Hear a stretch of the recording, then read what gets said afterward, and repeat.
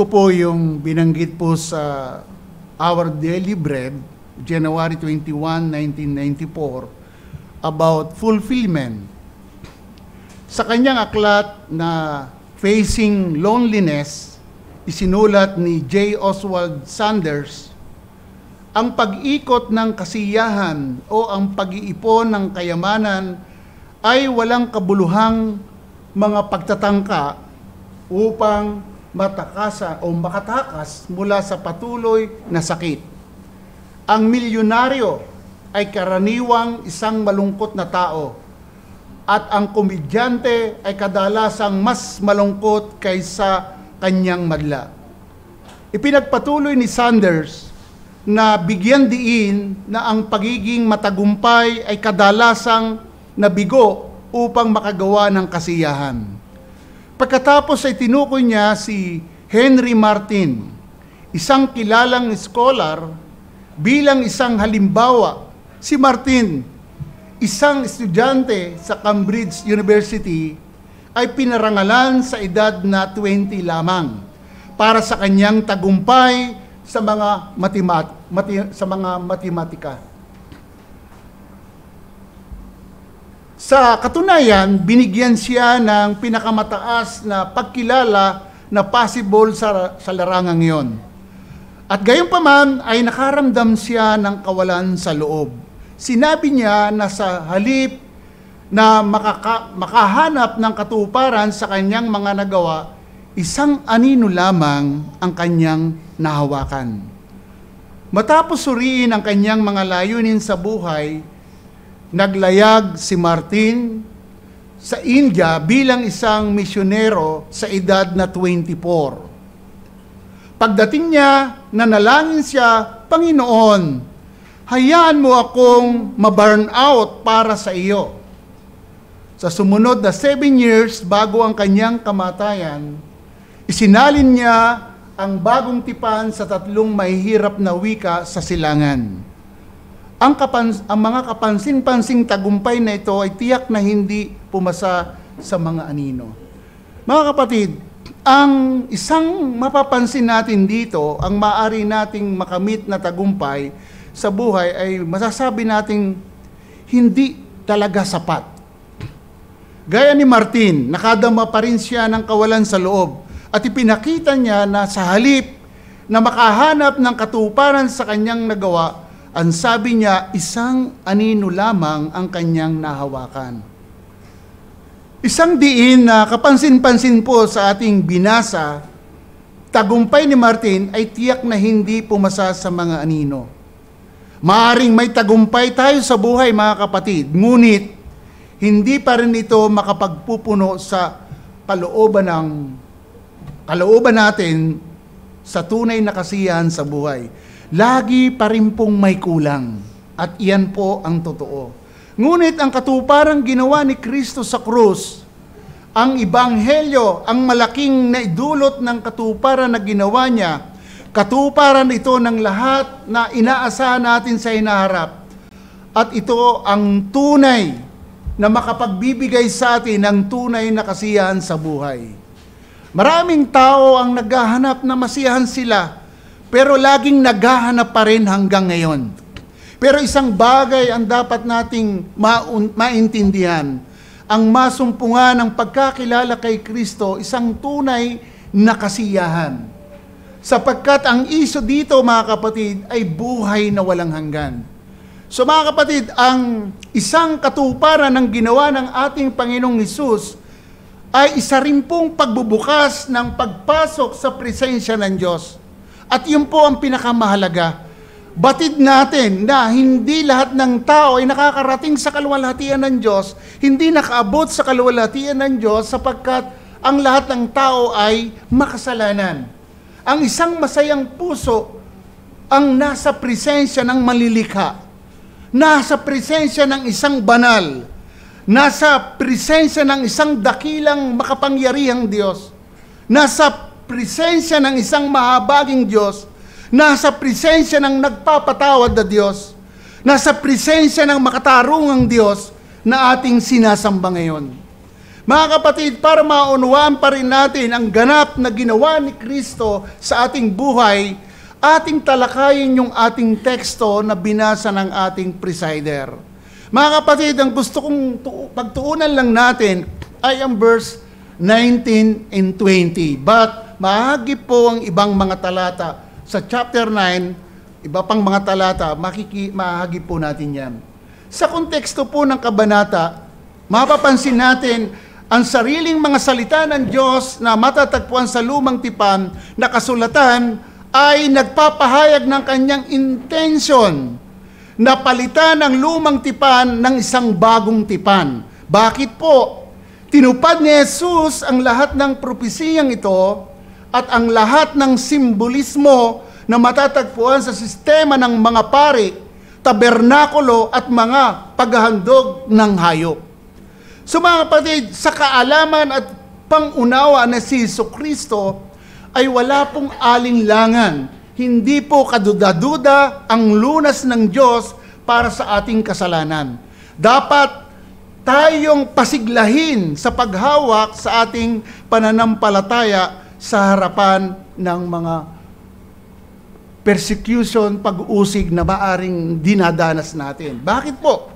Ang original na tagapakinig ng liham na ito ay inuusig ang mga Kristiyanong Hudiyo nung unang iglesia.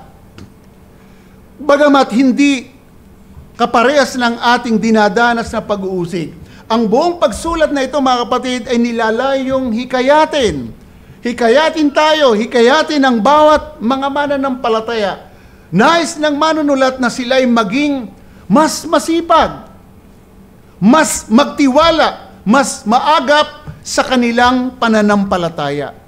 Ang pinakabuod po ng verse 19 to 25 ay isang nakapagpapatibay na bridge o tulay sa pagitan ng dalawang pangunahing bahagi ng aklat ng mga Hebreo. Na kumpleto ng mga naunang talata ang isang mahaba at detalyadong paliwanag kung bakit ang bagong tipan po, mga kapatid, ay mas higit kaysa lumang tipan. Bakit nga po? Ang seksyon ito ay nilalayong magbigay ng inspirasyon sa mga Kristiyano na maging tiwala, matapang, masigla sa pagsasabuhay ng kanilang pananampalataya. So mga kapatid, mapapansin natin ang sumusunod ng mga talata marahil ay pinakamahigpit na babala na ibinibigay sa liham na ito tungkol po saan? Panganib ng pagtalikod mula sa pananampalataya. Kaya ang gusto kong pag-usapan ngayong hapon, ang ating topic, God gave a new and living way. Nagbigay ang Diyos ng bago at buhay na daan. Ito yung ating tingnan. Ano ba itong bago at buhay na daan na ibinigay ng Diyos? Ang mensahe ko po sa hapong ito, ang isang bago at buhay na daan ay isang biyayang makakadirekta tayo sa banal na presensya ng Diyos. Direkta po tayong makakapasok, makakarating sa banal na presensya ng Diyos. So ngayon, bakit ito ay isang biyaya? Dahil tayo po bilang makasalanan, alam natin yan. Nadidinig natin dito sa pulpito, hindi po tayo karapat-dapat sa kabanalan ng Diyos. Tayo po ay marumi. Tayo po ay makasalanan sa harapan niya. At sa kanyang banal na presensya, hindi po tayo uubra. Kasi marumi tayo, siya'y banal. Ngunit ngayon, bilang nabiyaya ng kaligtasan, malaya na tayong makapasok sa presensya ng Diyos. Kung paano natin ito unawain, dalawang bagay ang gusto kong sabihin sa inyo. Boldness to enter in God's presence. Katapangan na pumasok sa presensya ng Diyos. Verse 19, anong sabi sa verse 19? Mapapansin natin, binanggit sa 19, kaya mga kapatid, yamang mayroon na tayong pagtitiwala na pumasok sa santuario sa pamagitan ng dugo ni Jesus. Then ikalawa, blood of Christ in the matter of entering God's presence. Dugo ni Kristo sa usapin ng pagpasok sa presensya ng Diyos.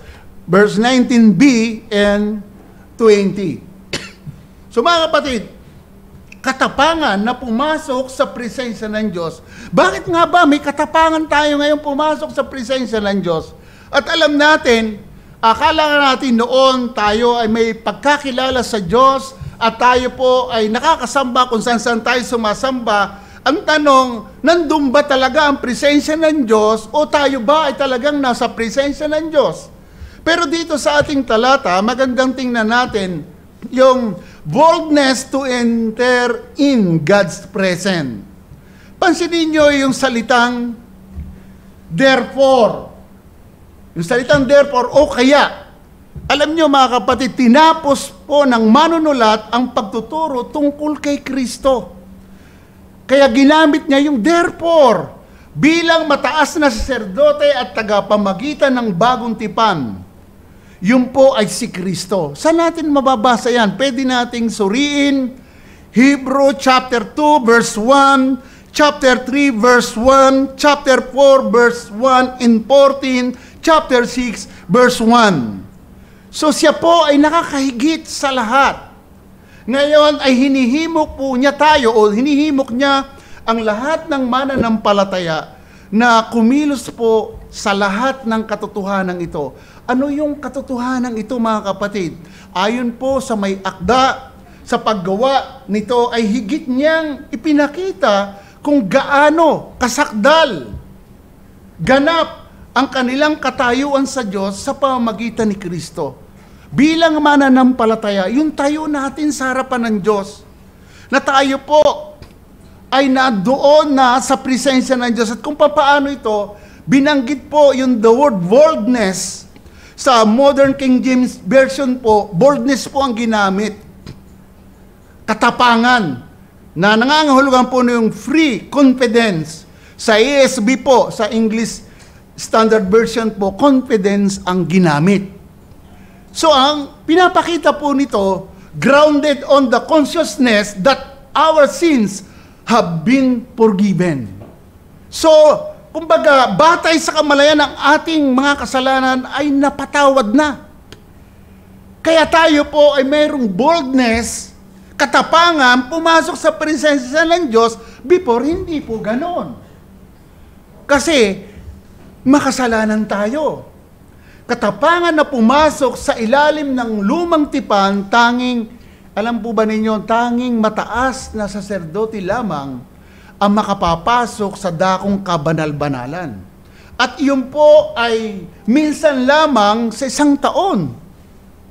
But now, confidence tayo through Jesus Christ, every day, individual na paglapit sa Ama, church, every Sunday, may boldness tayong pumasok sa presensya ng Diyos.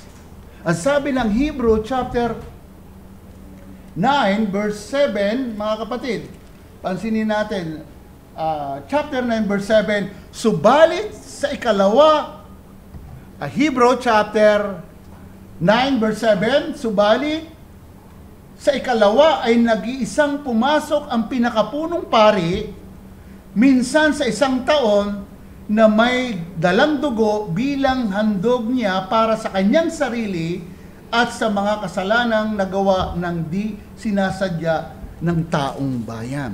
So yun po, maliwanag. Kaya nga po, ang sabi sa verse 19 ng ating teksto, therefore, brothers, having boldness to enter into the Holy of Holies by, i-observe natin yung by, the blood of Jesus. Yung by po, sa pamamagitan, sa Griego, in, ang ginamit doon, o sa, o nasa dugo ni Jesus na ang ating katapangan na pumasok ay ang pinagbabatayan.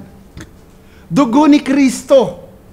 So, mga kapatid, kung ihahambing natin sa Ephesians chapter 3, verse 12, in whom we have boldness and access with confidence through our faith in Him. Pananampalataya sa Kanya. So mga kapatid, napakaganda pong tingnan natin ito, unawain na na kay Kristo tayo ay may katapangan na pumasok ng may pagtitiwala. Kay sarap pong isipin, minsan pag nag-invite ng mga sikat na artista, ang ibang tao ay nagkukumahog, gumagastos pa ng makapunta lang doon sa presensya ng sikat na artista. Ganon din, kapag naalala ko nung ako'y miyembro ng brigades, kung tawagin yun, para naging member ako nung panahon ni Marcos eh. Huwag naman yung sabihin matanda na ako.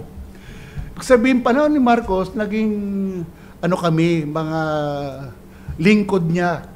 Tuwan-tuwa kami na harapan nung imbitahan ng lahat ng mga miyembro, tuwan-tuwa kami sa presensya ng ating Pangulong Marcos that time. Ay how much more ngayon, Creator, na dati hindi tayo makapasok sa presensya ng Diyos, hindi tayo makarating sa kaluwalhatian ng Diyos dahil tayo ay sinner, but now, through the blood of Christ, ginagarantiyan na tayo ay nasa presensya ng Diyos. So mga kapatid, tayo ay maaaring dumako ng buong tapang na may pagmamahal na pagtitiwala, hindi ng may pagkaalipin na takot. So mga kapatid, ito'y direkta sa pamamagitan ni Kristo, ang tanging tagapamagitan na pari. So mga kapatid, ang punto natin, lumapit sila sa pamamagitan ni Kristo, ang tanging nararapat na mataas na saserdote. Hebrew chapter 7 verse 25, kaya't siya rin ay makapagliligtas hanggang sa sukdulan, yaong mga lumalapit sa Diyos sa pamamagitan niya, yamang siya ay nabubuhay magpakailanman upang mamagitan para sa kanila forever mediator, kaya nililinaw ni John. Ang blessing dito mga kapatid, di ba si Christ, yung substance ng gospel, siya'y namatay. Nung siya'y mamatay, natubos ang ating mga kasalanan, di ba? Naabsuelto tayo sa galit ng Diyos. But yung kanyang resurrection, bigyan tayo ng tunay na pag-asa. Anong pag-asa? Kaya tama si John, 1 John chapter 2, sinusulat ko ang mga bagay nito, verse 1 po, sinusulat ko ang mga bagay na ito para hindi kayo magkasala. Kasi kung magkakasala tayo, sa pagharap sa presensya ng Diyos, hindi po balido. Dahil tinuturo ng Diyos, kung may maalalang may kasamaan ka ng loob at hindi tama ang puso mo, iwan mo muna ang handog mo, saka ka makipag-ayos, then maghandog ka sa Diyos. So mga kapatid, ganun po. Kaya ang sabi dito, siya ay nabubuhay magpakailanman upang mamagitan para sa kanila forever mediator, kaya nilinaw nga po ito ni John. Ang gusto kong sabihin, dahil tayo through Jesus Christ, blood ni Christ, tayo po ay nasa presensya ng Diyos sa tuwing tayo magtitipon. Kaya ang hiling ni John, huwag tayong magkasala kasi magkakaroon tayo ng problema sa presensya ng Diyos. Kaya ang hamon po, unang patikim na hamon, kaya lahat ng mga Kristiyano dapat may paggalang sa direktang paglapit sa Diyos. Mga kapatid, gusto ko kayong kausapin bilang mahal kong mga kapatid. Kapag tayo po ay nagtitipon, ito ay binabanggit ko sa Sumandig at sila ay natuto at naintindihan nila. Minsan kasi, doon sa Sumandig, ang devotion namin ay 9 o'clock, 30 minutes, devotion. Pagpasok, ay nagdi-devotion na kami. Magandang umaga po, magandang umaga po. Kasalukuyan nagdi-devotion. Ibig kong sabihin, paalala sa atin, kapag tayo ay sumasamba, pumupunta dito sa lugar na ito, i-observe natin yung paligid. Kung merong mga nagme-meditate, o nagano at medyo lalo na pag tumayo na yung presider, igalang po natin ang presensya ng Diyos. Kasi proven po, saan man o dalawa na nakatipon sa kanyang pangalan, nandun po ang presensya ng Diyos. So, mga kapatid, pag-ingatan po natin. Tingnan natin yung Holy of Holies. Ang panloob na silid ng santuario sa templo ng mga Hudyo sa Jerusalem, na ito ay pinaghihiwalay ng isang tabing mula sa panlabas na silid. Pinaghihiwalay po ito. Ngayon, ito po ay nakalaan para sa presensya ng Diyos at maaari lamang, mga kapatid, na makapasok ang high priest sa araw ng pagbabayad sala o pagtubos. Ito po ay isang tinatawag na o tinuturing na pinakasagrado at special. Sa Leviticus chapter 16 verse 2, sinabi ng Diyos na siya ay magpapakita sa banal na kabanal-banalan. Sa makatuwid po, ang kailangan ay ang belo o tabing.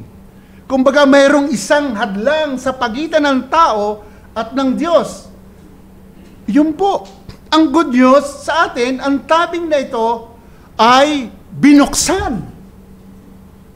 Kasi ang nakakapasok lang sa lumang tipan yung high priest.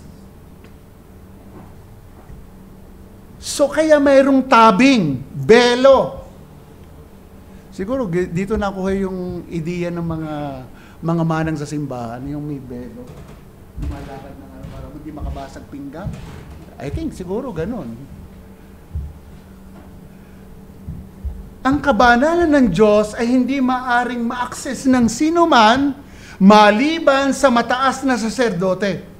At pagkatapos ay isang beses lamang sa isang taon in the Old Testament. Isang beses lang sa taon.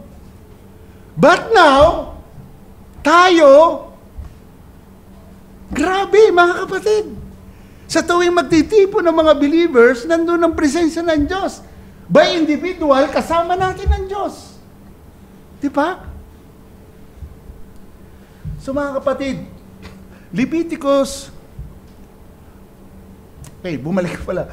So, ang mga mata ng Diyos ay napakalinis at hindi makatingin sa kasamaan o sa kasalanan. Habakuk chapter 1 verse 13, at hindi niya matiis ang kasalanan. So mga kapatid, tingnan ninyo, kaya tama si John eh. Huwag kayong magkasala kung bakit ko sinusulat ito.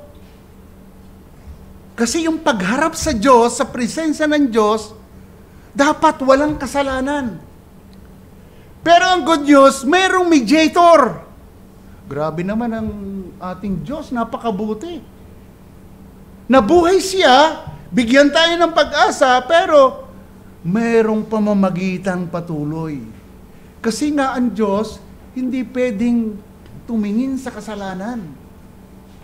Hindi siya makatingin sa kasalanan. Imagine kung ikaw ay may kasalanan, kaya mga kapatid, pakasuriin po natin ang ating mga puso. Bago pumasok ang mataas na saserdote sa Holy of Holies, sa araw ng pagbayad sala, ano ang dapat niyang gawin? Ito ang gusto kong makita ninyo. Ano ba ang ginagawa nila? So mga kapatid, ang ginagawa po nila, kailangan niyang hugasan ang kanyang sarili, magsuot ng special na damit, magdala ng nasusunog na insenso upang hayaang matakpan ng usok ang kanyang mga mata mula sa direktang pagtingin sa Diyos at magdala ng sakripisyong dugo, kasama niya gumawa ng pagbabayad sala o pagtubos para sa mga kasalanan. Mababasa natin yan sa Exodus 28, whole chapter. Then sa Hebrew 9:7 na binasa natin kanina. Ang punto natin, ang bawat mananampalataya ngayon makapapasok sa dakong banal o sa presensya ng Diyos sa pamamagitan ng dakila at punong saserdote na si Kristo at sa kanyang dugo bilang katubusan ng ating mga kasalanan. So mga kapatid, ang challenge ko po bago tayo dumako sa pangalawa, napakabuti po ng Diyos. God is good. Sa lumang tipan, ang nakapapasok lamang sa Holy of Holies ay mataas na saserdote.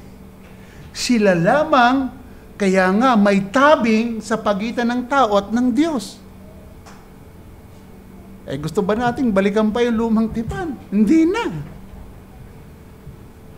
So mga kapatid, ngunit ngayon direkta na tayo at may katapangan na pumasok sa presensya ng Diyos, confidence tayo dahil binuksan ng Diyos. Ang nagbukas po yan Diyos, hindi tao. Hindi yung mga saserdote doon sa lumang tipan. Ang Diyos mismo ang nagbukas. Grabe po mga kapatid. Binuksan ng Diyos ang tabing para sa isang bago at buhay na daan, mga kapatid. Kaya nga mga kapatid, magkaroon tayo ng pag-iingat. Hello mga kapatid. Ulitin ko po, i-respect natin ang presensya ng Diyos. Kasi siya po yung ating creator eh. Siya yung nagbigay ng buhay natin. Kaya nga pag pinag-usapan natin ang liberty of conscience, lagi natin titingnan yung mga kapatid natin, kaya nagpunta dito para sumamba. Mga kapatid, ito ay isang paalala at pagtuturo sa atin. Kapag tuwing linggo, pumunta tayo dito, hanggat maaari pag may nagsasalita na po dito, please lang po, kasi nasa presensya tayo ng Diyos, iwasan natin ang kalabitan. Siyempre, iano na natin yung mga bata, talagang normal naman yan. Pero tayo matatanda, wag naman tayo mahatak na magkukwentuhan, kung ano pa yung pinag-uusapan. Sorry po mga kapatid, pero pinag-uusapan natin ngayon ay respect sa presensya ng Diyos. Sa ating dakilang manunubo, sa ating dakilang Diyos na pinagmula ng lahat ng bagay. Imagine, kailangan nilang hugasan ang kanilang sarili, magsuot ng special na damit, magdala ng nasusunog na insenso upang hayaang matakpan ng usok ang kanyang mga mata mula sa direktang pagtingin sa Diyos. Naalala nyo no si Moises? Nung sa nagliliyab na apoy, tanggalin mo ang inyong pangyapak dahil banal. Hindi sila makadirektang tingin sa Diyos dahil mamamatay sila. But now, through Jesus Christ, nawala na ang tabing. Di ba dapat tayo magpasalamat nun, mga kapatid? So, sa kanilang pagsasakripisyo, gumawa ng isang pagbayad sala, talagang inaayos nila ang kanilang sarili. So, mga kapatid, ngayon, kung uunawain natin, gaano nga ba kahalaga ang dugo ni Kristo? Blood of Christ in the matter of entering God's presence. Dugo ni Kristo sa usapin ng pagpasok sa presensya ng Diyos. Verse 19b, siguro, buuin na natin hanggang 20. Kaya, mga kapatid, yamang mayroon tayong pagtitiwala na pumasok sa santuario, ito yung gusto kong idihin, sa pamamagitan ng dugo ni Jesus, 20, through the blood of Christ, na kanyang binuksan para sa atin ang isang bago at buhay na daan sa pamamagitan ng tabing sa makatuwid ay sa kanyang laman. The veil o ang tabing. Ang tabing po, kapwa sa tabernakulo at sa templo na may tabing na naghihiwalay sa banal na lugar mula sa dakong kabanal-banalan. Yun po, kung bakit may veil mo, may tabing. Ang sabi ng chapter 9 verse 3, mga kapatid, gusto kong basahin natin. Chapter 9 verse 3, sa likod ng ikalawang tabing ay ang tabernakulo na tinatawag ng dakong kabanal-banalan. Kaya mayroong tabing. Ang nakapapasok lang sa kabanal-banalan ay yung high priest. So mga kapatid, ito ay nangangahulugan na ang daan patungo sa presensya ng Diyos ay hindi pa nahayag dahil mayroong pang tabing. Di ba? Hebrew 9:8, pansinin niyo, Hebrew 9:8, Sa pamamagitan nito, itinuturo ng Espiritu na hindi pa naihayag ang daan patungo sa santuario habang nakatayo pa ang unang tabernakulo. Kasi mayroong tabing. Kung isipin na, imagine natin, nandito ang bayan Israel, tapos may tabing, o sabihin natin may kurtina, na nandito yung high priest, na doon lang siya nakakapasok. Ang matindi dito, minsan 1 taon lang. So mga kapatid, nang si Kristo po ay dumating sa katawang tao at namatay para sa ating mga kasalanan, Hebrew 10:5, anong sabi? 10:5, ang sabi niya, kaya pagdating ni Kristo sa sanlibutan ay sinabi niya, hindi mo nais ang alay at handog, ngunit ipinaghanda mo ako ng isang katawan. Diyos ang naghanda. Yun ay si Kristo na, mga kapatid. Alam nyo, ang kortina sa templo ay napunit sa 2 bahagi. At binanggit po yan sa Matthew 27 verse 50 to 51, nag-iwang ng puwang sa gitna. Gusto kong makita natin, sa pamamagitan ng dugo ni Kristo, sa kanyang laman, binuksan ng Diyos ang bago at buhay na daan. Saan ang patungo ng bago at buhay na daan ito? Sa presensya mismo ng Diyos, na sa Old Testament tinatawag na Holy of Holies. Ngayon, wala na tayong high priest. Ngayon, meron na tayong great and pinakapunong pari. Iyon ay si Kristo, mga kapatid. Sa madaling salita, ang kanyang kamatayan ay nagpahayag ng daan patungo sa presensya ng Diyos. So mga kapatid, ang punto, maaari tayong makapasok sa dakong kabanal-banalan dahil sa katawan ni Kristo na napako sa krus, na napunit ang tabing. Grabe po. Imagine, hindi lang yung kamatayan ni Kristo naligtas tayo, but sa usapin ng presensya ng Diyos, yung dating tabing harang sa pagitan ng tao at ng Diyos sa kabanal-banalan, natanggal po yun, napunit. Isipin po niyo mga kapatid, gano'n natin tingnan yung halaga ng pagliligtas sa atin ng Diyos. Ang sabi ng Biblia, Romans 3:23, lahat ng tao ay makasalanan, hindi nakaabot sa kaluwalhatian ng Diyos. Kundi ako nagkakamali sa talatang yon. Kaya ang hamon ko po mga kapatid, kaya nga, may katapangan at pagtitiwala na makapasok tayo sa banal na presensya ng Diyos. Dahil napunit na ang tabing. Gusto kong basahin natin ang Matthew 27 verse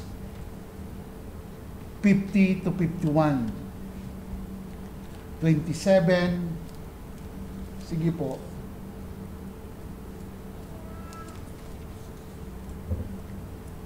(27) 50 to 51. At nang sandaling yon, take note ha, sa 50 muna. At muling simigaw si Jesus ng may malakas na tinig at nalagot ang kanyang hininga. Take note, kamatayan niya. Binawian ng hininga. Namatay siya. 51. At nang sandaling yon, ang tabing ng templo ay napunit sa 2. Mula sa itaas hanggang sa ibaba, nayanig ang lupa at nabiyak ang mga bato. Grabe po mga kapatid. Gusto kong makita natin,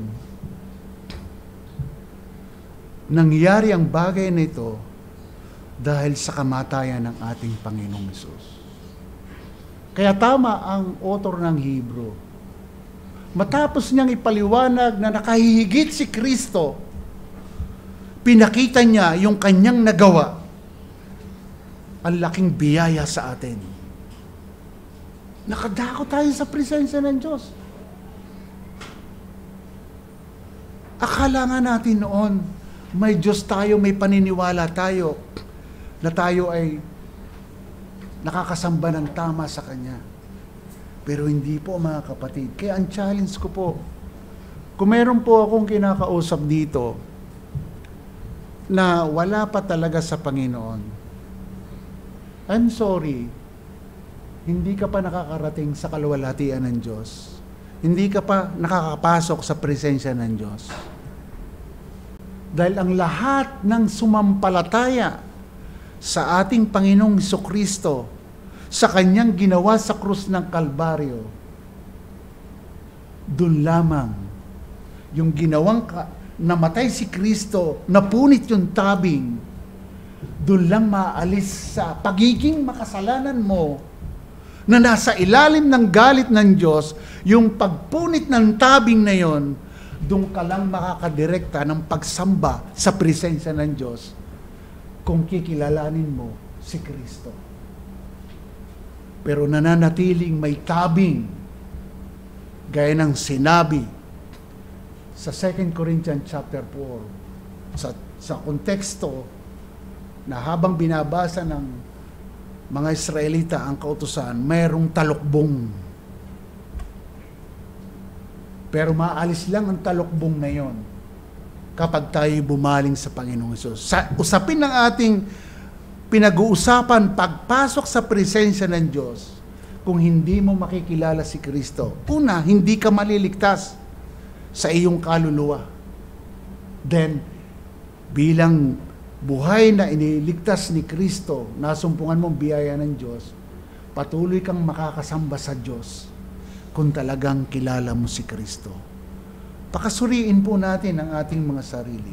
Yung blood ni Christ, dahil gawa ni Kristo, maaari tayong lumapit sa Diyos sa paraang hindi kailanman naisip na posible pala. May tiwala tayong makapasok sa banal na lugar sa pamagitan ng dugo ni Jesus, sa pamagitan ng bago at buhay na daan na Kanyang pinasinayaan, mga kapatid. Pinasinayaan para sa atin sa pamagitan ng tabing. Yun ay Kanyang laman na sinasabi ng ating talata, verse 19 to 20. Sa lumang tipan, mga kapatid, ang mga pari ay namamagitan para sa mga kasalanan ng mga tao. Pagpunta sa Diyos sa mga partikular na oras sa tabernakulo at sa templo, na ang tanging mataas na saserdote lamang ang makapapasok sa pinakabanal na lugar. Ang gusto kong sabihin, ngunit ngayon, mga kapatid, isipin po natin, si Kristo sa pamagitan ng Kanyang laman at sa pamagitan ng dugo niya, sa pamagitan ng Kanyang kamatayan at pagkabuhay na maguli bilang isang tao, ay pinasinayaan na, mga kapatid. Pag sinabing pinasinayaan, alam natin yan. Ano ang pinasinayaan? Ang bago at buhay na daan na ito.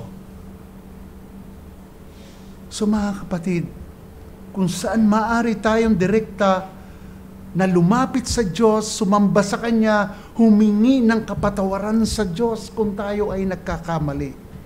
Ang dugo ni Kristo ay napakahalaga upang linisin ang budhi sa pamagitan ng pag-aalay ng perpektong pagbabayad sala para sa kasalanan. Ang sabi ng verse 14, mga kapatid, pansinin nyo yung verse 14, sapagkat sa pamagitan ng isang pag-aalay ay Kanyang pinasakdal para sa lahat ng panahon ang mga pinabanal.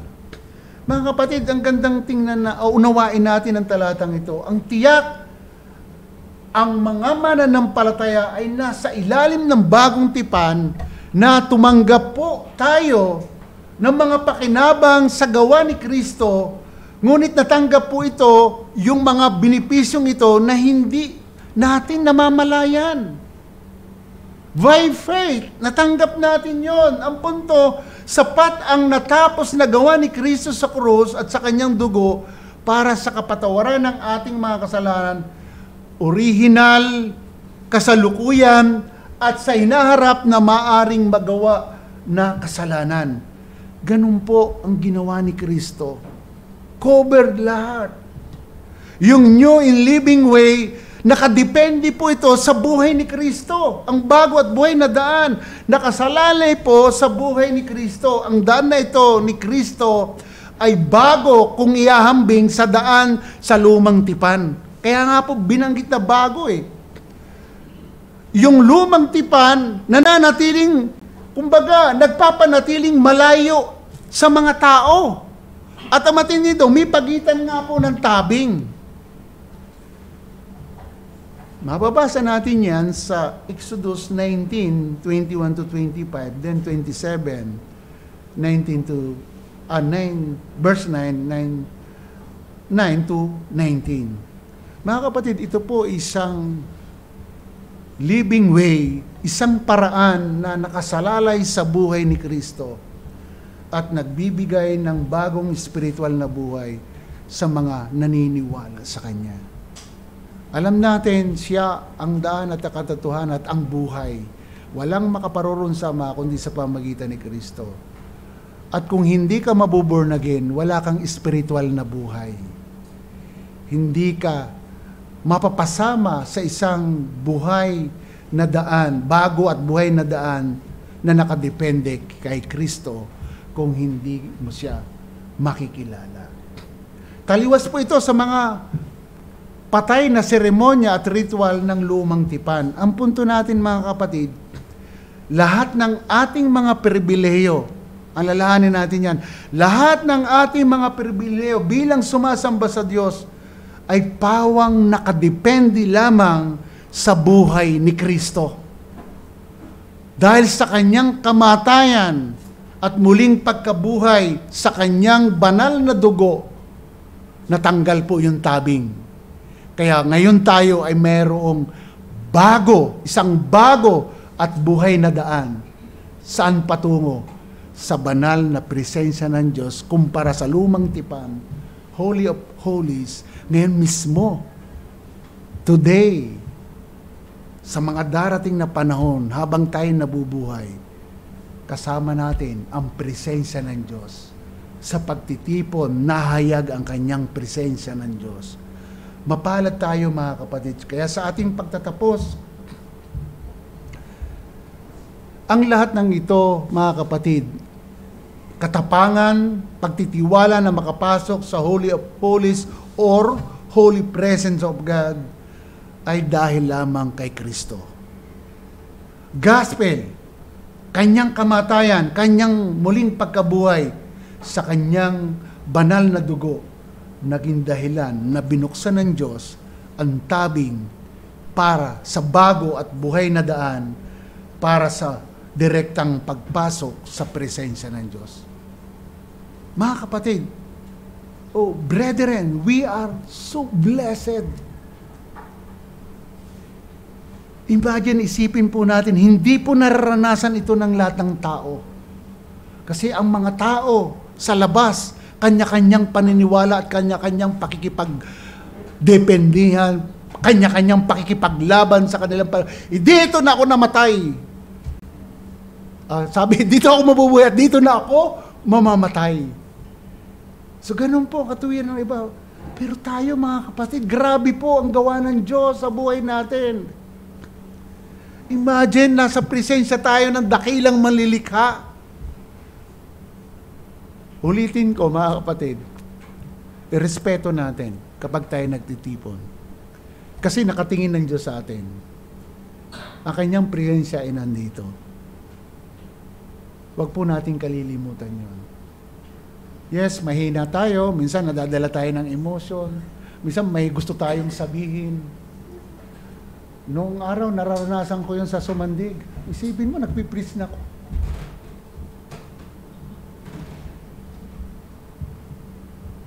Pero ngayon, natuto na po yung mga kapatid.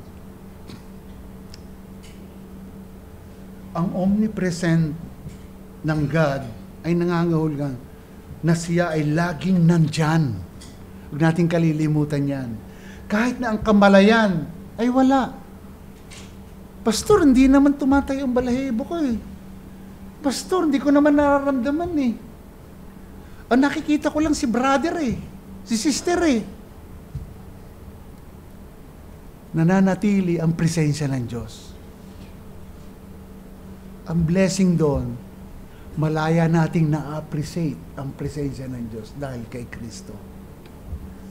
Ang kanyang banal na espiritu ay nananaan sa mga mananampalataya sa lahat ng oras. Tandaan natin, 1 Corinthians 3:16, ang templo ng Holy Spirit, that is church, templo, group of believers. Huwag nating kalilimutan yan.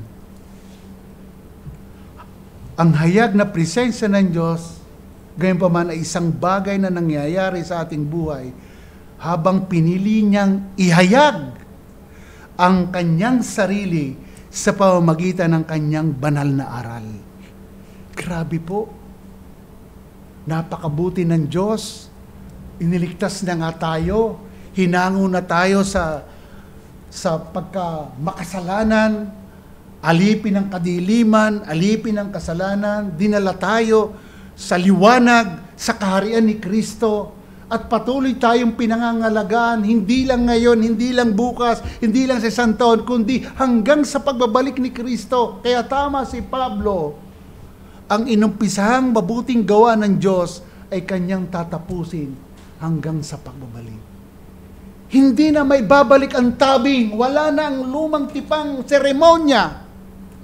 Tinapos na ni Kristo at tinatamasa natin ang banal na presensya ngayon. Kaya mga kapatid, huwag nating sayangin ang araw ng linggo. From creation, tinakda na yan ng Diyos ang kapahingahan. Ginawa niya, binasbasan niya ito. Then sa panahon ni Moises, remember the Sabbath day. Kaya pahalagahan natin yun, mga kapatid. Bakit po? Free na tayo, confidence na tayo, may boldness na tayong pumasok sa presensya ng Diyos. Huwag nating i-miss yun. Huwag nating baliwalain yun. Ito gusto ko lang sabihin sa inyo sa pagpapahalaga ko po para sa Sunday. Gusto ko lang i-testimony sa inyo, sa aking mga kamag-anak. Sila po nag-a-adjust pag may occasion. Halimbawa, ikakasal, ang pamangkin ko. Usually sa Batangas, pag ikinakasal, linggo eh. Pero dahil gusto nilang makasama, sabi ko naman, okay lang naman akong wala. Pero bahala na kayo, ang gagawin nila, gagawin Sabado ang kasal. Ngayon, namanhika na yung isang pamangkin ko, hindi sila makapag-decide kung linggo. Ang iisipin, si Joey kasi, pastor yun. December 6 ang kasal niya. This coming year. Next year. So mga kapatid, hindi ko binabanggit yon para gayahin niyo ako. Sana malalim po ang pagpapahalaga natin sa Sunday. Ang Sunday, dito tayo nagtitipon, nasa presensya tayo ng Diyos. Dakilang maglilikha. Siya yung ating niluluwalhati. Huwag nating kalilimutan, ang pinakamataas na layunin ng ating buhay ay hindi ang magtrabaho ng 6 na araw lang. Yes, binigay ng Diyos yun. Ang Sunday, ang pinakalayunin sa ating sambahin at luwalhatiin. Pagpalain tayo ng Diyos. Tayo po'y manalangin. Panginoon, salamat po sa hapong ito na pinagkaloob niyo sa amin. Napakabuti po niyo sa amin dahil ito po ay pagpapatunay na mahal niyo kami. At pinapakita din po ninyo, Ama, na sa pamamagitan ni Kristo, ang inyong mga inilapit kay Kristo na siyang nagsakripisyo ng buhay para sa amin, ay hindi po talaga niyo kailanman pababayaan. Ang binayaran na inyong banal na dugo ay hindi po nyo hahayaang mawala sa inyong kawan. Mawala man, iiwan ninyo ang marami sa kapakanan ng isang nawawalang tupa. Kaya Panginoon, pagpapakita ito na sa aming mga tinatalakay, every Sunday, every gathering ng mga believers, ito yung kaparaanan ng inyong biyaya para pangalagaan nyo kami. At sa mga pagtitipon na mayroong hindi pa nakakatagpo ng inyong kahabagan at biyayang kaligtasan, kayo po ay humahamon sa kanila na lumapit sa inyo sapagkat sinabi po niyo sa inyong salita, ang mga napapagal at nabibigitang lubha ay lumapit sa inyo at sinabi po ninyo sumampalataya sa nag-iisang tagapagligtas na aming Panginoong Jesucristo. Panginoon, salamat po. Ito'y pagpapatunay na hindi lang nyo pinapaunawa na kami ay nasa presensya mo, kundi ito isang pangangalaga na dapat naming pahalagahan ang mga pagtitipong ginagawa ng mga banal. Kami po ay iniligtas ninyo mula sa kadiliman at dinala nyo sa liwanag, sa buhay na Diyos at sa puok ng mga banal para magtipon at kayo'y sambahin at luwalhatiin. Marami pong salamat sa umagang ito. Niluluwalhati ka namin at pinupuri ka namin. Ito po ang aming dalangin sa pangalan ni Jesus. Amen.